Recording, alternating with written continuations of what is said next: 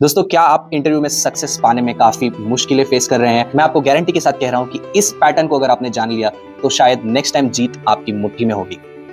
इस पैटर्न को मैं कहता हूं IQI, जिसमें पहले I का मतलब है इंट्रोडक्शन, Q का मतलब है क्वेश्चनिंग और तीसरे I का मतलब इंट्रोस्पेक्शन।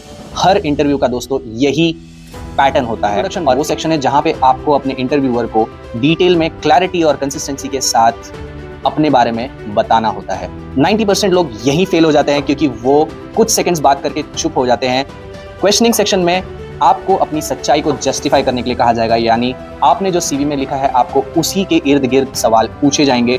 10 से 15% ही ऐसे सिचुएशंस होते हैं जहां पे इंटरव्यूअर आपको बाहर के सवाल पूछेगा जहां उसकी एक्सपेक्टेशंस ओवरलैप करती हो।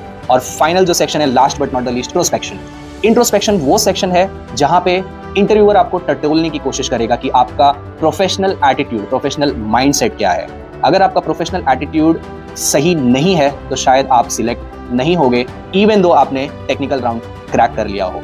Where do you see yourself after 5 years? या फिर आपसे पूछा जाएगा आप पिछली कंपनी क्यों छोड़ रहे हैं, यही कंपनी क्यों ज्वाइन करना चाहते हैं, इस कंपनी को ज्वाइन करके किस तरीके से वैल्यू ऐड करेंगे।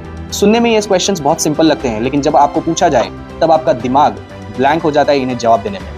अगर आपको इन सभी चैलेंजेस से जूझना है और समझना है कि कैसे इन सभी सवालों का सही तरीके से जवाब देना है, तो सब्सक्राइब करिए मेरा चैनल। मैं आपके लिए एक फुल लेंथ ट्यूटोरियल लेकर आऊंगा। तब तक स्टे ट्यून्ड।